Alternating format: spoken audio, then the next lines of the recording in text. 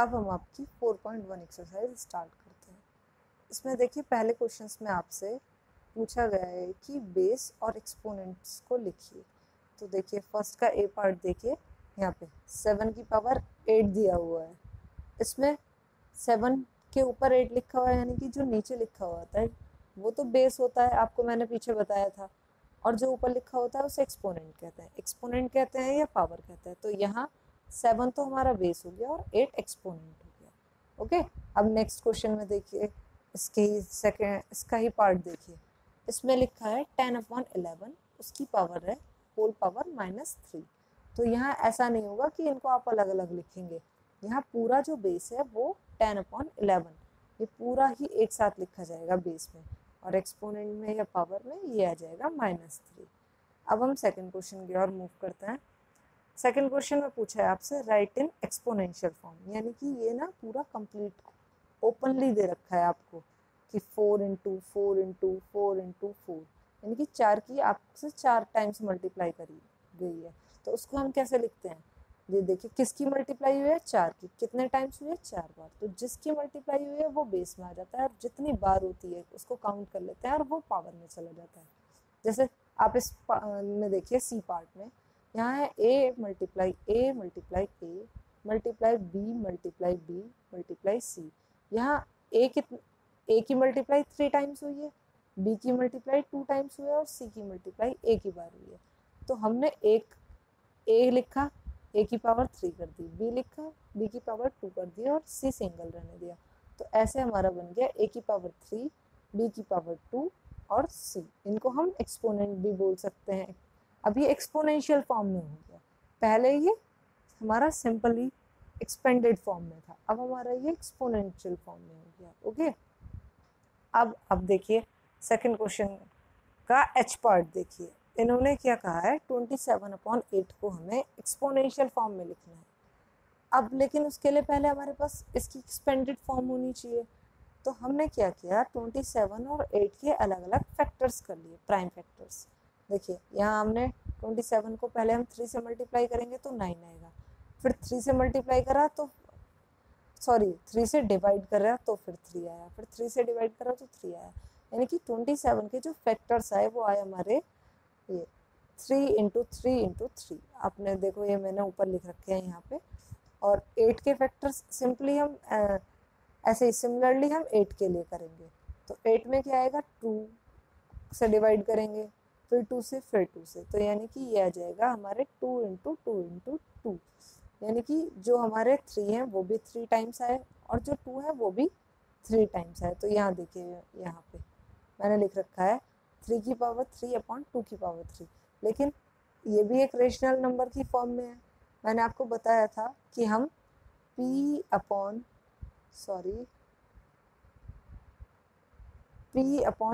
की अलग अलग पावर्स को हम एक जगह भी लिख सकते हैं।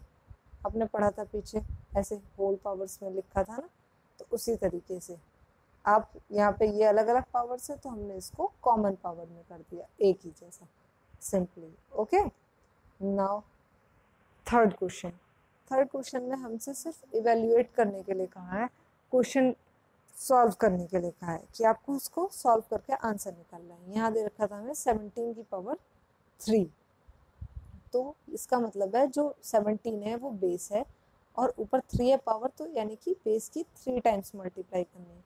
जब हम 17 की 3 से मल्टीप्लाई करेंगे तो हमें आंसर मिलेगा 4913।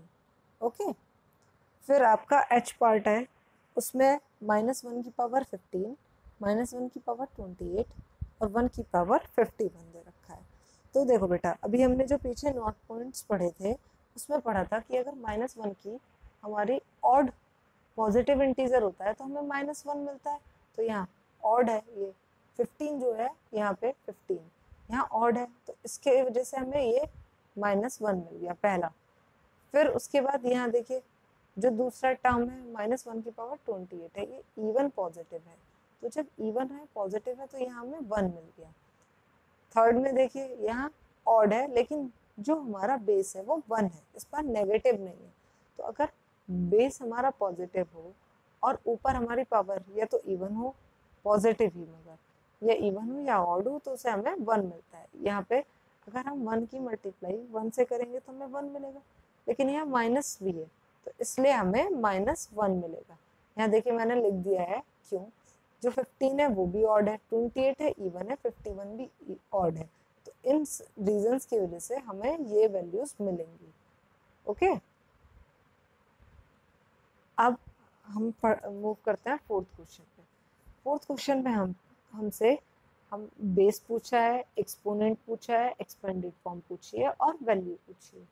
तो यहाँ देखिए 2 की पावर 4 दे रखा था, तो यहाँ बेस क्या हो गया, बेस तो हमारा 2 हो गया, और जो 2 के ऊपर लिखा हुआ है कॉर्नर में वो हमारा एक्सपोनेंशियल हो गया, सॉरी एक्सपोनेंट हो गया, पावर जिसको बोलते हैं वो हमारा 4 हो गया।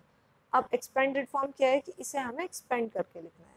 बेस कितने टाइम्स की मल्टीप्लाई करनी है, बेस की हमारी 4 टाइम्स, तो हमने 2 को 4 टाइम्स मल्टीप्लाई कर दिया, हमें आंसर मिलेगा 16। ये हमारा आंसर हो गया। ओके, अब डी पार्ट में देखते हैं, इसमें हमने नेगेटिव में दे रखा है, ये -4/3, यानी कि जो रेशनल नंबर है वो नेगेटिव है। इसमें बेस क्या हो गया, बेस हमारा हो गया 4/3, एक्सपोनेंट हो गया हमारा 5। अब हमें उसे एक्सपेंडेड फॉर्म में लिखना है, तो हम -4/3 इंटू -4/3 इंटू -4/3 इंटू -4/3 इंटू -4/3 करेंगे, यानी कि -4/3 की मल्टीप्लाई हम 3 टाइम्स करेंगे। ओके, अब इसे सॉल्व करने के बाद हमें आंसर मिलेगा -1024/3125। ओके, अब हम आपका फिफ्थ क्वेश्चन पर मूव करते हैं। फिफ्थ क्वेश्चन में हमसे पूछा है विच इज ग्रेटर। अब हमें दिया हुआ था 2 की पावर 3 और 3 की पावर 2, तो जो हमें 2 की पावर 3 है तो हमें पता है, अब इसमें बेस 2 है, पावर हमारी 3 है, तो हमने बेस को 3 टाइम्स मल्टीप्लाई किया। जब हमने 3 टाइम्स मल्टीप्लाई किया तो हमें 8 मिला। ओके, फिर दूसरे में 3 की पावर 2 में हमें बेस को 2 टाइम्स मल्टीप्लाई करना था, 3 इंटू 3। जब हम 3 इंटू 3 करते हैं तो हमें मिलेगा 9।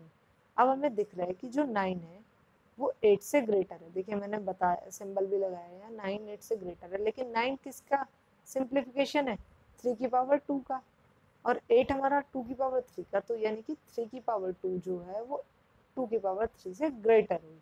तो इस तरीके से हम कंक्लूड कर सकते हैं इजीली एक्सपेंड करके और सॉल्व करके कि कौन सा पार्ट हमारा ग्रेटर है।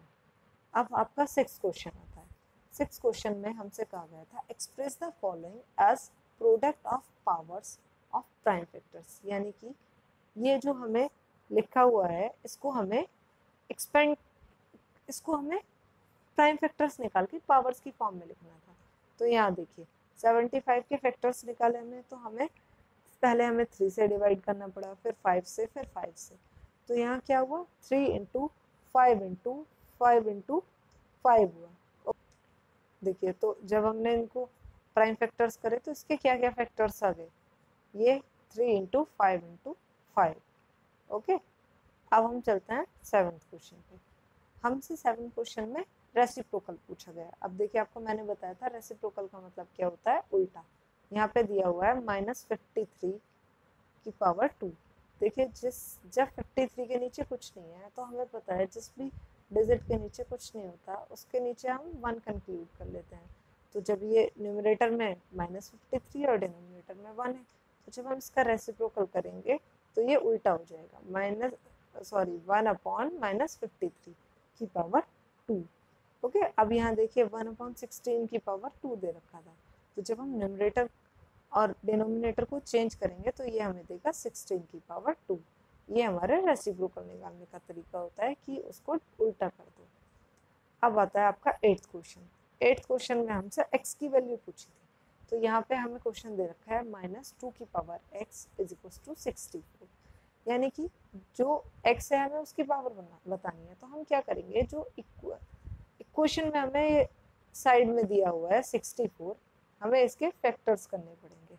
जब हमने इसके फैक्टर्स करे तो हमें पता चला, हमने देखा कि ये 2 हमारा 6 टाइम्स आ रहा है। देखिए यहाँ पे मैंने आपको दिखाया है 2 की 6 टाइम मल्टीप्लाई हुई, तो हमने इसको 2 की पावर 6 लिख दिया।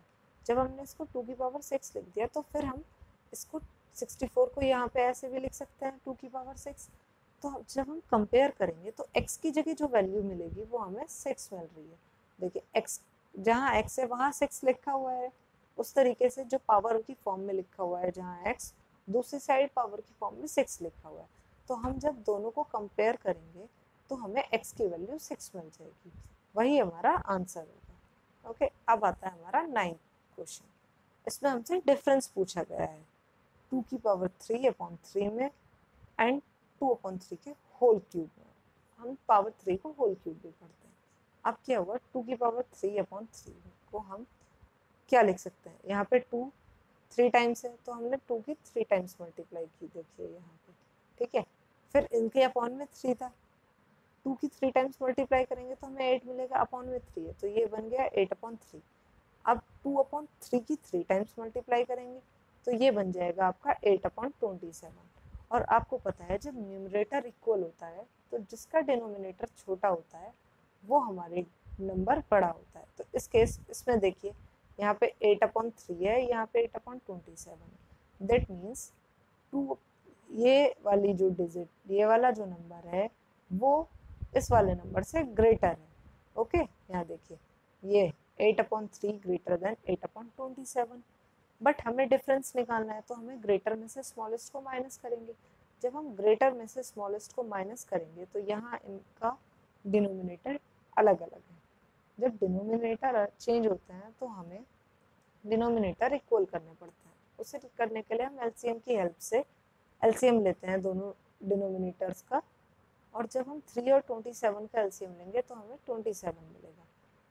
फिर हम सॉल्व करेंगे तो ये हमें 72 माइनस 8 मिलेगा। इनको सॉल्व करने के बाद आपको मिलेगा 64/27, जो कि हमारा आंसर होगा, जो कि इन दोनों का डिफरेंस होता है, डिफरेंस बनेगा। ओके, तो अब ये हमारी 4.1 कंप्लीट हो गई है। आप इसको अपनी कॉपीज़ में करेंगे, जो भी बचे हुए क्वेश्चंस हैं उनको आप खुद से प्रैक्टिस करेंगे और ये आप अपनी कॉपीज़ में करेंगे। ओके।